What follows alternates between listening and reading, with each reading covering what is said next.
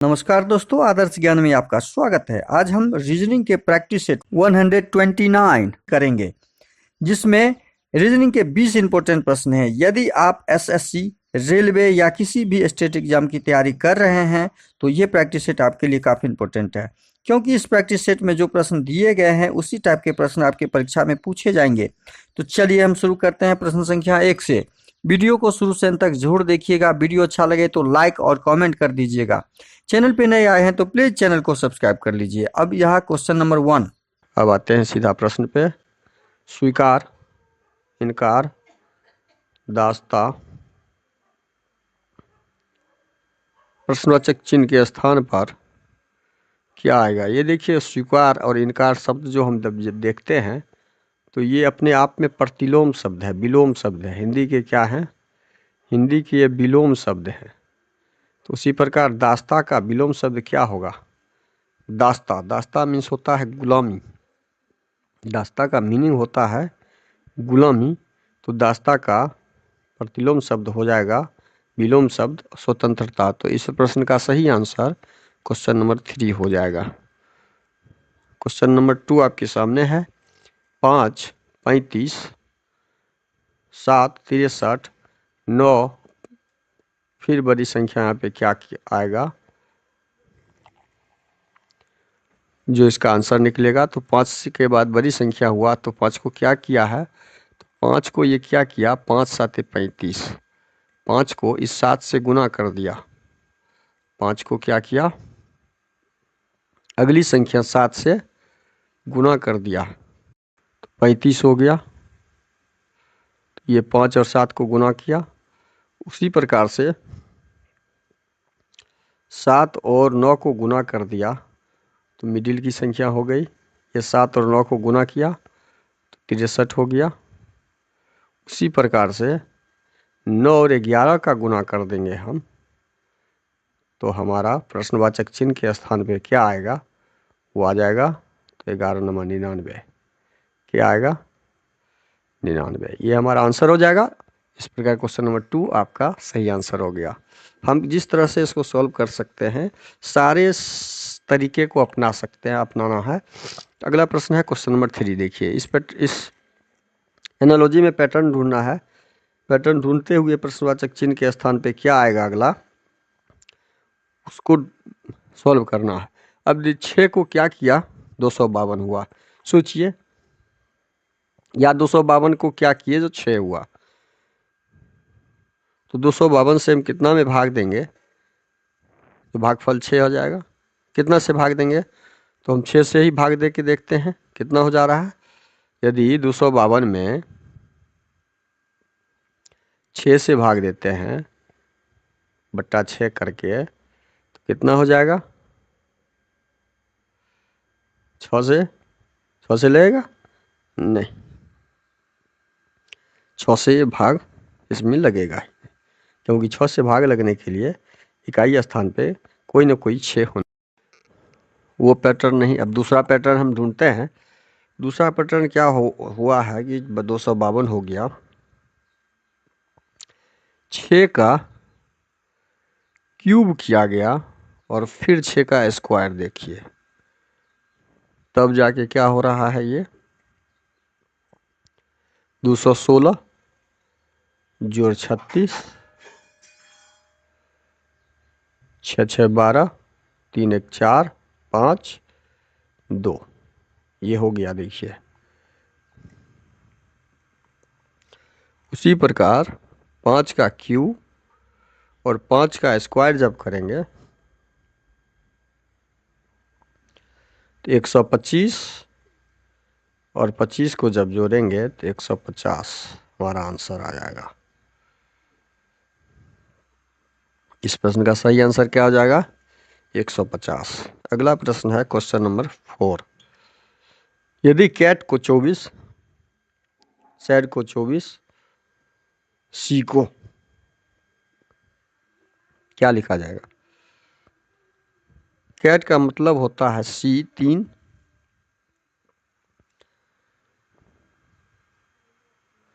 Cat का मतलब है 3, 1, 4 और 20। 3, 1 और 20 यहाँ लिख लीजिए। 3, 1, 20 जब इसको जोड़ते हैं 24 प्राप्त होता है। सैड का भी वही होगा, SAD 19 जोड़ 1 जोड़ 4 24 हो गया। उसी प्रकार C का निकालते हैं, 19 जोड़ 8 जोड़ 5 कितना हो गया? 8 5 13 9 13 9 22 ए 2 32। हमारा आंसर कितना आ गया? 32, ऑप्शन बी। अगला प्रश्न है क्वेश्चन नंबर 5। लुप्त पद को ज्ञात करना है। यहाँ पे लुप्त पद दिया हुआ है, इसे ज्ञात करना। अब इसमें क्या क्रोनोलॉजी लगा हुआ है, क्या पैटर्न लगा हुआ है कि 133 प्राप्त कर सके, बड़ी संख्या 35, और उसी प्रकार से प्रश्नवाचक चिन्ह का संख्या भी प्राप्त कर सके। दोस्तों आपसे रिक्वेस्ट है, कृपया तबीयत खराब के कारण बहुत कम साउंड में हम आपको जानकारी दे रहे हैं, इसके लिए खेद है। वीडियो शुरू से अंत तक जरूर देखिएगा, तब तो हमें वर्ग या घन करना होगा बड़ी संख्या लाने के लिए। तो हम यहाँ देखते हैं 5 का घन कर दें और 2 का स्क्वायर कर देते हैं तो 25 25 125, 2 दूनी 4। नहीं, 2 का भी घन कर देंगे तो हमारा 2 का भी घन कर देंगे और उसके बाद दोनों को जोड़ देंगे तो हमारा प्राप्त संख्या 133 आ जा रहा है। अब देखिए इस बीच में एक स्टेप हम डाल के दिखा देते हैं आपको। 5 का घन 125 जोड़ 2 का घन 8, 125 में 8 जोड़े तो 133 हो गया। उसी प्रकार इसका भी पैटर्न हम लगा के देखते हैं वही। 2 का घन जोड़ 3 का घन बराबर 35 हो जा रहा है। बीच का एक पैटर्न यहाँ भी हम लगा के देखते हैं। 2 का घन 8 हो गया, 3 का घन 9 27 हो गया। 27 और 8 को जब जोड़ेंगे तो 35। यही सेम पैटर्न जो है हम इस प्रक्रिया में लगाएंगे। तो जब इस 4 का क्यूब करेंगे और 3 का क्यूब करेंगे और दोनों को जब जोड़ देंगे तो हमारा आंसर क्या आ जाएगा? हमारा आंसर आ जाएगा 4 चौके 16, 16 चौके 64 जोड़ 27। अब जोड़िए 7 4 11, 6 2 8 1 9 91। हमारा आंसर कितना आ गया? उस पैटर्न के अनुसार 91। तो इस प्रश्न का सही आंसर ऑप्शन ए हो जाएगा। अगला प्रश्न है क्वेश्चन नंबर 6 में देखते हैं सही बेनारेख बनाना है। सही बेनारेख बनाने के लिए हम क्या करेंगे? धातु, लोहा और क्लोरीन में लोहा धातु है, क्लोरीन धातु नहीं है। तो हम पहले क्या करेंगे? धातु का बना लेते हैं डायग्राम। धातु के अंदर लोहा हो जाएगा लेकिन क्लोरीन बाहर हो जाएगा, Cl। तो इस टाइप का जो भी डायग्राम आपका दिखेगा वो यहाँ पे ऑप्शन डी में दिख रहा है। तो हमारा ऑप्शन डी सही आंसर हो जाएगा। बहुत आसान क्वेश्चन था। 1 जोड़ 4 बराबर 9, 2 जोड़ 8 बराबर 18, 3 जोड़ 6 बराबर 15, तो 7 जोड़ 8 बराबर वाट, ये ज्ञात करना है। तो 1 और 4 में क्या संबंध स्थापित करके 9 लाया है? 4 1 को जोड़ेंगे तो 9 आएगा नहीं। तो कोई पैटर्न लगा हुआ है 9 आने के लिए। तो पैटर्न यहाँ पे क्या लगा हुआ है वो हमें ढूंढना है। वो ढूंढने के लिए क्या करेंगे हम? 1 और 4 को क्या करें कि 9 हो जाए। 1 और 4 को 1 + 4 बराबर 9 लाया। कैसे? तो 1 और 4 को जब हम जोड़ते हैं, इस दोनों को जोड़ते हैं तो 5 होता है। अब इस 5 में ये 4 को जोड़ देते हैं तो हमारा 9 आ जा रहा है। उसी प्रकार हम क्या करेंगे, 2 + 8 बराबर 18 किया है। 2 + 8 को जोड़ेंगे तो 10 हो जाएगा और 10 में इस 8 को जोड़ दिए 18 हो गया, हमारा 18 आ गया। उसी प्रकार तीसरा का देखते हैं, 3 + 6 का। 3 + 6 को क्या किया है, 15, छोड़ 3 को जोड़ दिया 9, 9 में 6 को जोड़ दिया 9 × 6 = 15। अब इस प्रकार 7 और 8 को जोड़ेंगे, 8 × 7 = 15, 15 कैसे आया, 8 7 को लाएंगे कितना हो जाएगा, प्रश्नवाचक चिन्ह के हिसाब से यहाँ प्रश्नवाचक चिन्ह होगा। तो प्रश्नवाचक चिन्ह क्या आएगा, इसको ज्ञात करना। देखिए अब पैटर्न यही लगाएंगे, इस दोनों को जोड़ेंगे, 15 में ये 8 जोड़ देंगे 23,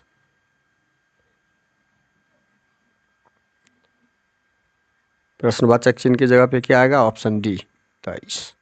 हमने कितना आसानी से पैटर्न बनाते हुए प्रश्नवाचक चिन्ह का आंसर ढूंढा। अगला प्रश्न है क्वेश्चन नंबर 8। क्वेश्चन नंबर 8 में दिया है, ये मार्किंग के स्थान पे क्या डाले कि 8000 हो जाए। 4 को कितना से क्या करने पर 5 के 20 और 20, देखिए 8000 बड़ी संख्या है, क्या है यहाँ पैटर्न लगा हुआ। 4 को यदि 5 से गुना करते हैं तो 20, 20 को 20 × 4, 20 का क्यूब कर देते हैं, 20 × 20 × 20 तो हमारा 8000 आ जा रहा। ठीक है, ये पैटर्न हमने ढूंढ लिया। अब अगला देखते हैं क्या है, 2 × 3 करेंगे, यही पैटर्न हम इस पे भी लगाएंगे। 6 और 6 का क्यूब करेंगे, 6 का स्क्वायर करेंगे यहाँ पे, चूंकि स्क्वायर यहाँ पे ये क्यूब हो गया, ये स्क्वायर हो गया, तो ये स्क्वायर हो जाएगा 36, ये आ गया। यही तो ढूंढ लिए हमने पैटर्न। अब हम आंसर हमारा इस पैटर्न के हिसाब से निकल जाएगा। 4, इसको हम क्या करेंगे, प्रश्नवाचक वाले को 4 × 3 12 और 12 का क्या क्यूब, 12 का क्यूब करेंगे,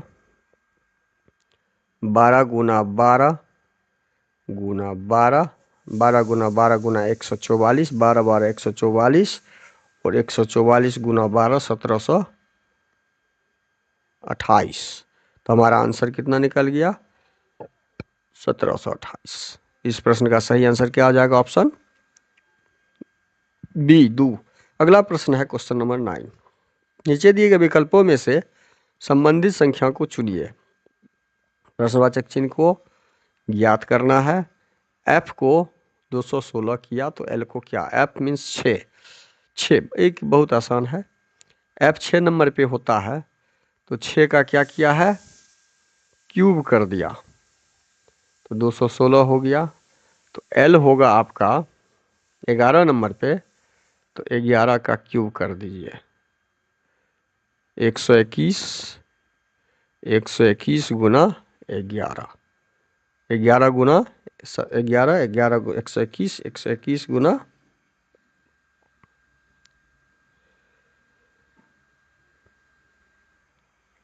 L 12 नंबर पे होता है, L 12 नंबर पे, K 11 होता है, L 12 नंबर पे, तो 12 का क्यूब कर दीजिए, और अब 12 का क्यूब बराबर होता है 12 गुना 12 गुना 12, 1728। ऑप्शन डी इसका सही आंसर हो जाएगा। अगला प्रश्न है और आज का अंतिम क्वेश्चन नंबर 10। एक्स जेड से लंबा है किंतु सी के बराबर लंबा नहीं है। इसको दो तरह से हम ऊपर नीचे लिख के भी बना सकते हैं और मार्किंग लगा के भी बना सकते हैं। एक्स जेड से लंबा है, एक्स है जो जेड से लंबा है, मतलब ग्रेटर देन है जेड से, हमने मार्किंग कर दिया। एक्स जेड से लंबा है किंतु सी के बराबर लंबा नहीं है। एक्स जो है जेड से लंबा है लेकिन सी के बराबर लंबा नहीं है, सी के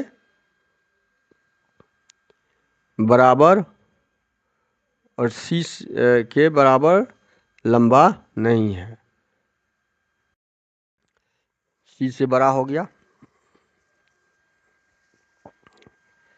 सी से बड़ा हो गया। अब अगला प्रश्न है क्वेश्चन में, एफ एक्स से लंबा है किंतु उस ग्रुप में एक व्यक्ति से छोटा है, इससे एक्स एफ लंबा है। अगला सेंटेंस दिया है, एफ एक्स से लंबा है, एक्स एफ से लंबा है, एक्स से लंबा है एफ, तो ग्रेटर देन एफ यहां हो जाएगा। किंतु उस ग्रुप के एक व्यक्ति, इस ग्रुप में एक व्यक्ति सी था, सी से छोटा है, तो हमने पूरा बैठा दिया यहाँ पे, कहाँ पे कौन बैठना था अब हमने लगा दिया। आप प्रश्न में दिया है ग्रुप में सबसे लंबा कौन है, तो सबसे लंबा यहाँ पे सी है, सबसे बड़ा कौन है, सी है, तो ऑप्शन सी आपका सही आंसर हो जाएगा। अगला प्रश्न है क्वेश्चन नंबर 11। 25 छात्रों की एक पंक्ति में दाएं छोर से 7वें स्थान पर, वो तो बाएं सिरे से देखिए 25 छात्र है, कुल छात्रों की संख्या। इस तरह के प्रश्न में हमेशा ध्यान रखें कि कुल छात्रों की संख्या बराबर होता है यहाँ पे दाएं छोर से, तो दाएं छोर प्लस बाएं छोर, दाएं छोर प्लस बाएं छोर घटे 1 कर देंगे। अब कुल छात्रों की संख्या हमारा यहाँ 25 दिया हुआ है और दायां छोर 7 दिया हुआ है और बायां छोर ज्ञात करना है। बायां छोर ज्ञात करना है तो बायां हम लिख देंगे और -1। अब ये प्लस 25 में हम क्या करेंगे, 7 में से 1 घटा के 6 -6 और कर देंगे। 7 में से 1 चला जाएगा तो 6 बचा हमारा, और 6 को हम जब इधर ले आएंगे तो 6 हमारा यहाँ माइनस में आ जाएगा क्योंकि ये प्लस में था। तो अब 25 में से जब 6 घटाएंगे तो ये 25 में से 6 जाएगा तो 19 हो जाएगा। बायां से उसका आंसर क्या हो जाएगा, 19 हो जाएगा। बाएं से उसका स्थान 19वां स्थान था, और जो हमारा ऑप्शन सी में दिया हुआ है, कहाँ पे दिया हुआ है, ऑप्शन सी में दिया हुआ है। तो इस प्रश्न का सही आंसर क्या हो जाएगा, ऑप्शन सी हो जाएगा। अगला प्रश्न है क्वेश्चन नंबर 12। निम्नलिखित श्रृंखला में प्रश्नवाचक चिन्ह के स्थान पर कौन सी संख्या आएगी यहाँ पर। अब देखिए ये हमें बड़ी से घटते गया है, तो हम पहले इधर से लेते हैं छोटी की तरफ से। 329 में क्या जोड़े हैं कि 345 हो जाएगा। 329 में क्या जोड़े हैं, 345 हो गया है, तो 329 में 16 जोड़े हैं। 329 में 16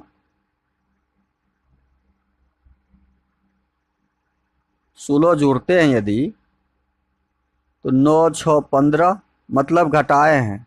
345 में या जोड़े हैं, जोड़ का ही ले लें या घटाओ। हम इधर से इधर यदि आएंगे तो जोड़ेंगे, इधर से इधर आएंगे तो घटाएंगे। हम बाएं से दाहिने से बाएं की तरफ ही आ जाते हैं। ठीक, अब देखिए 16 घटाए हैं यहाँ पे। 345 में कितना घटाए हैं, जोड़े हैं, जोड़ ही कर देते हैं, इधर आएंगे तो जोड़ेंगे। 345 में कितना जोड़ेंगे, जो 370 हो जाएगा।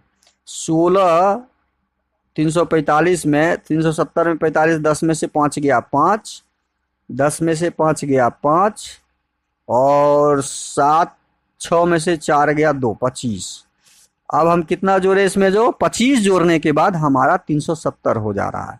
अब 370 में कितना जोड़ेंगे, जो 406 हो जाएगा। तो 6 का 6, 10 में से 7 गया 3, 36 प्लस करेंगे तो 406 हो जाएगा।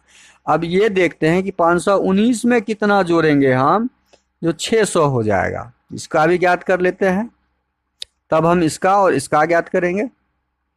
तो 519 में से 600 में से 519 घटा लें तो हमारा वो उतना जोड़ने से आंसर आ जाएगा। मतलब 10 में से 9 गया 1, 9 में से 1 गया 8, 81। अब हम क्या पाते हैं, हम यह पा रहे हैं यहाँ पर संबंध कि ये 16, ये 25, ये 36, ये 4 का इस वर्ग है, ये 5 का वर्ग है, ये 6 का वर्ग है। हम ये वर्ग वाला सिस्टम ज्ञात कर लिए, 6 का वर्ग है और ये 9 का वर्ग है। तो बीच में हमारा 2 पैटर्न बचा हुआ है, एक ये घट के जोड़ के आएगा और एक ये जोड़ के आएगा। तो इस दोनों का जब हम जोड़ ज्ञात करेंगे तो एक हमें जो गैप दिख रहा है यहाँ पे, एक 7 का स्क्वायर दिख रहा है और एक 8 का स्क्वायर दिख रहा है। हम यदि पैटर्न ऐसे लगाएं तो एक 7 का स्क्वायर दिखेगा, एक 8 का स्क्वायर दिखेगा।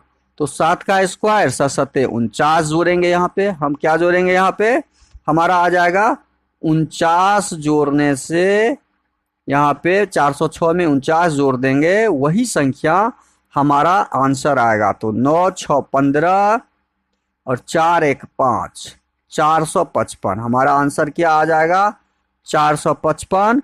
455 हमारा ऑप्शन बी में दिया हुआ है, 455 हमारा। और यहाँ पे 8 8 64 जोड़ने से हमारा 455 में 64 जोड़ते हैं तो 519 होता है। देख लीजिए, 5 4 9, 5 6 4 10 1 11, 6 4 10 6 5 11, 4 1 5 आ रहा है। तो हमने पैटर्न ढूंढा क्या कि जितना का जोड़ हम आगे बढ़ते गए हैं वह किसी न किसी संख्या का वर्ग है। तो 4 का वर्ग शुरू हुआ, 4 से क्रमिक, 4 में 1 जोड़ते गए तो 5, 5 में 1 जोड़े तो 6, 6 में 1 जोड़े तो 7। यही पैटर्न से हम 7 और 8 का भी, 8 में 1 जोड़े तो 8 9, यही पैटर्न हमने इसमें लगा के इसका आंसर ढूंढा है। अगला प्रश्न है क्वेश्चन नंबर 13। निम्नलिखित 4 अक्षरों समूह में से 3 भिन्न है, विषम को चुनना है। अब विषम को चुनना है तो सी, 3 नंबर सी और डी। सी के बाद यहाँ लास्ट में डी दिया हुआ है, मतलब +1। यू के बाद यहाँ भी दिया हुआ है +1। ए के बाद यहाँ बी दिया हुआ है +1, लेकिन क्यू के बाद एस यहाँ नहीं है। क्यू के बाद आर होना चाहिए, क्यू के बाद यहाँ पे क्या होना चाहिए, आर, जबकि एस दिया हुआ है। तो हमारा भिन्न क्या निकल गया, ऑप्शन डी निकल गया यहाँ पे भिन्न। अगला प्रश्न है क्वेश्चन नंबर 14। नीचे दिए गए पासे की 2 स्थितियां दी गई है, एन वाली फलक के विपरीत एन के पीछे कौन सा होगा। देखिए, इस तरह के जब भी पासे दिए हुए हो और पासे में संख्या छोड़ के कोई भी संख्या, कुछ भी चिन्ह या ABCD या कोई भी गणितीय संख्या या कोई भी मार्किंग या लाल हरा कुछ दिया हुआ हो तो वो सारे पासे सामान्य पासे कहलाते हैं। ये पासा कौन सा पासा है, ये सामान्य पासा है। ये पासा कौन सा हो गया, सामान्य पासा। और सामान्य पासा जब हम ज्ञात कर लेते हैं तो उसमें कॉमन अंक को प्राप्त करते हैं या कॉमन अक्षर को प्राप्त करते हैं। पासा 1 और पासा 2, पासा 1 का कॉमन और पासा 2 का कॉमन ज्ञात करेंगे। पासा 1 में कॉमन कौन सा है, 1 और 2 में P है कॉमन, हमने P रख दिया कॉमन। अब हम क्लॉकवाइज चलेंगे, P के क्लॉकवाइज N, P के क्लॉकवाइज N और N के क्लॉकवाइज M। एन के क्लॉकवाइज एम। इस सेकेंड पासे का पी का क्लॉकवाइज आर, पी का क्लॉकवाइज आर, आर का क्लॉकवाइज घड़ी की सुई के अनुसार चलेंगे तो ओ। अब हमें ज्ञात करना था क्या, एन का विपरीत। हमें ज्ञात करना था एन का विपरीत। प्रश्न में दिया है एन का विपरीत, तो एन का विपरीत हमारा आर होगा। एम का बोलता तो एम का विपरीत ओ होगा, आर का विपरीत बोलता तो एन, एन का विपरीत आर। हमारा आंसर आर आएगा, जो ऑप्शन सी में दिया हुआ है, ऑप्शन सी सही हो जाएगा।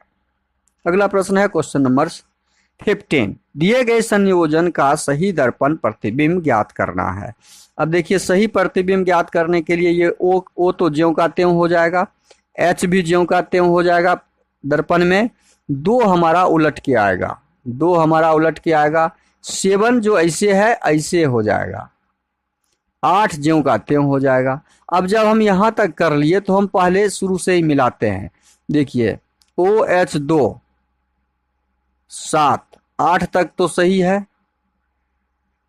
8 तक तो सही है, 8 तक हम आ गए थे। पी हमारा उलट के हो जाएगा, क्यू जैसे ऐसे हो जाएगा।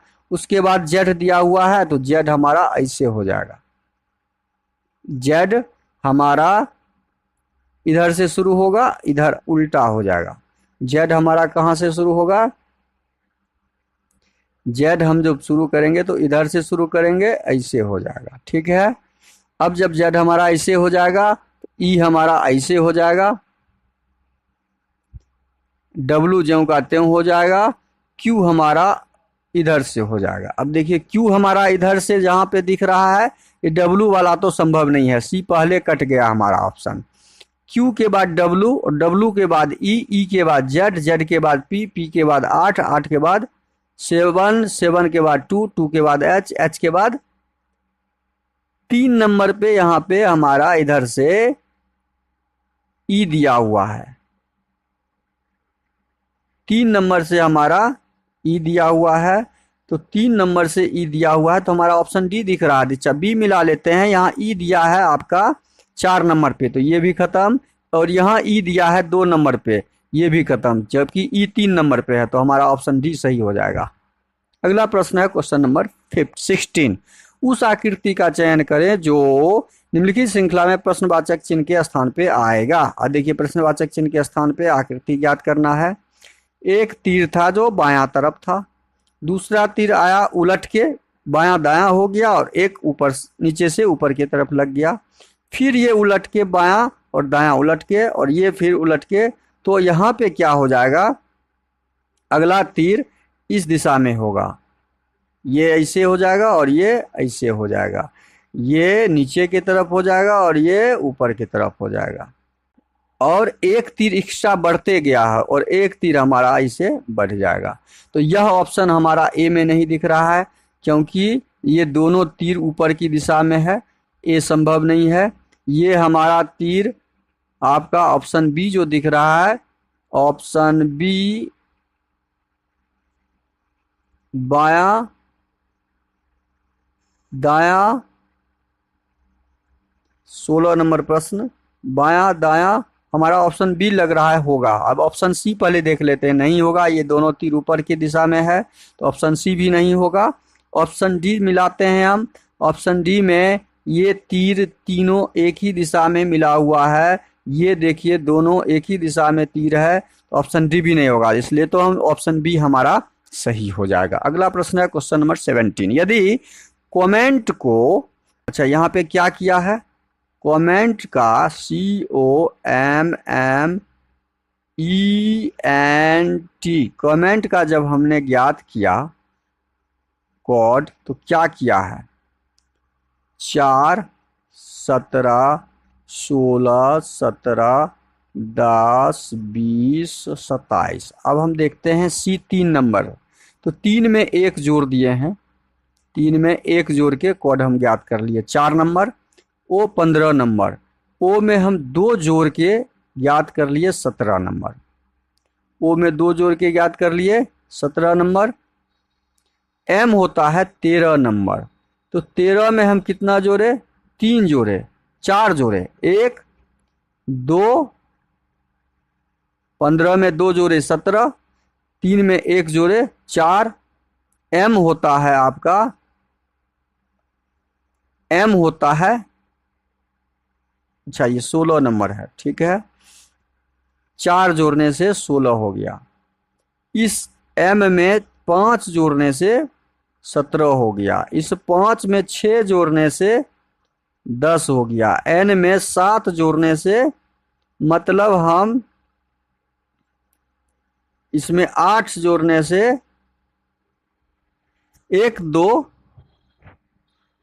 1 2 3, देखिए यहाँ पे हमने गलती लिख दिया है, 3 यहाँ होगा, यहाँ 4 होगा, यहाँ 5 होगा, यहाँ 6 होगा, यहाँ 7 होगा। हमने कोड कैसे ज्ञात किया? उसके स्थानीय मान के अंकों के साथ 1 2 3 4 5 प्लस करते हुए आगे बढ़ते चले गए। उसी प्रकार शेयर का कोड यहाँ पे दिया हुआ है, तो शेयर का भी कोड हम जब ज्ञात करेंगे तो ऐसे ही निकलेगा। ज्ञात कर लेते हैं, शेयर का भी ज्ञात कर लेते हैं। SHARE, इसका कोड जो दिया है, S का मान होता है कितना? 19, और 19 में 1 जोड़ दिया, यहाँ पे 20 कर दिया कोड। H का मान होता है 8, 8 में 2 जोड़ दिया तो 10, देखिए यहाँ पे 20, यहाँ 10 हो गया। A में A का मान होता है 1, और 1 में 3 जोड़ दिया, इसमें 2 जोड़ दिया था, इसमें 3, तो 4, कोड यहाँ पे 4। हमने पैटर्न ढूंढ लिया कि उसके स्थानीय मानों का योग में अब लाइक का ज्ञात करेंगे। इसी प्रकार हम लाइक का ज्ञात करेंगे, LIKE, लाइक। L होता है 12 नंबर, और 12 में 1 जोड़ देंगे तो कोड हमारा हो गया 13 से शुरू होने वाला। तो 26 वाला जितना भी है 26 से शुरू, कट गया, ऑप्शन सी वहां ही कट जाएगा। अब I होता है 9 नंबर, 9 में 2 जोड़ेंगे तो कितना हो जाएगा? 9 2 11, 9 में 2 जोड़ के हम लाएंगे तो 11 हो जाएगा। 13 के बाद 11, 15 वाला खत्म, अब 11 वाला बचा। K होता है 11, 11 में 3 जोड़ देंगे तो 14, 13 11 14, 13 11 14 यहाँ पे दिया हुआ है, ऑप्शन बी हमारा सही हो जाएगा। अगला प्रश्न है क्वेश्चन नंबर 18। विजय संजय की माता का पिता है। संजय विजय के इकलौते दामाद के पुत्र हैं। विजय के दामाद संजय से कैसे, अच्छा, विजय संजय की माता का पिता है। विजय कौन है? ये विजय है। ये संजय की माता का, ये संजय, ये यदि विजय है, ये संजय है, तो संजय के ये माता हो जाएगा। संजय के माता का विजय पिता है, ठीक है। डायग्राम हम बना रहे हैं। संजय विजय के इकलौते दामाद के पुत्र हैं। संजय जो है विजय के इकलौते दामाद, इकलौते दामाद के ये पुत्र है। इकलौते दामाद का यह पुत्र है, ठीक है। डायग्राम बना दिए। विजय के दामाद संजय से कैसे, अच्छा, डेटा अपर्याप्त होना चाहिए। यहाँ पे एक मिसिंग है, कि इस दोनों के बीच कोई संबंध दिखाया गया नहीं है, तो डाटा अपर्याप्त है। डेटा क्या है? अपर्याप्त है। अगला प्रश्न है क्वेश्चन नंबर 19। दिए गए कथनों में से कौन सा निष्कर्ष कथनों का सही तार्किक रूप से अनुसरण करता है? सभी प्याज भुट्टे हैं, ये भुट्टा हो गया।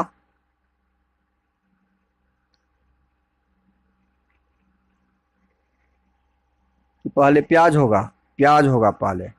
सभी प्याज, ये प्याज है, ये जितने भी प्याज हैं सब क्या है?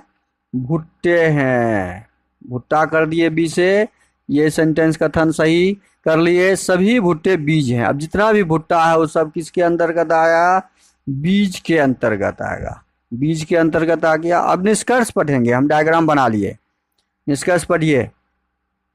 सभी प्याज बीज है, ये प्याज है और प्याज बीज है, मतलब बीज के अंदर प्याज है, तो सभी प्याज तो है ही बीज, तो हमारा निष्कर्ष 1 सही है। कुछ बीज प्याज है, कुछ बीज जो है, हाँ कुछ बीज है, बीज के अंदर यहाँ कुछ भाग है जो प्याज है, तो ये सेंटेंस भी हमारा सही हो गया। मतलब ये निष्कर्ष दोनों हमारा सही है जो ऑप्शन डी में दिया हुआ है। तो इस प्रश्न का सही आंसर क्या आ जाएगा? ऑप्शन डी हो जाएगा। अगला प्रश्न है क्वेश्चन नंबर 20। दिए गए कथन में से कौन सा तर्क सही है वो ज्ञात करना है। अब देखिए तर्क, कथन पढ़िए। पढ़ाई करने का सबसे अच्छा समय प्रातः काल का है। पढ़ाई करने का सबसे अच्छा समय प्रातः काल का है। अब तर्क को पढ़ना है, तर्क से आंसर ढूंढना है। पढ़ने के लिए कोई और समय अच्छा नहीं है, ये तर्क तो एकदम बेकार है। कथन के अनुसार व्यक्ति को केवल प्रातः काल ही पढ़ाई करना चाहिए, यह तर्क भी एकदम बेकार तर्क है। व्यक्ति को कभी भी पढ़ाई करना चाहिए। पढ़ने का कोई समय निहित नहीं है, टाइम फिक्स नहीं है, किसी भी समय पढ़ा जा सकता है, लेकिन सुबह का समय अच्छा होता है, ये सेंटेंस में दिया हुआ है। तो हमारा ना एक अनुसरण करता है ना 2, तो ऑप्शन बी हमारा सही हो जाएगा। वीडियो को शुरू से अंत तक जरूर देखिए। वीडियो अच्छा लगे तो लाइक और कमेंट कर दीजिए। चैनल पे नए आए हैं तो प्लीज़ चैनल को सब्सक्राइब कर लीजिएगा। दोस्तों को अधिक से अधिक शेयर जरूर कर दीजिएगा। थैंक यू, धन्यवाद। जय हिंद, जय भारत।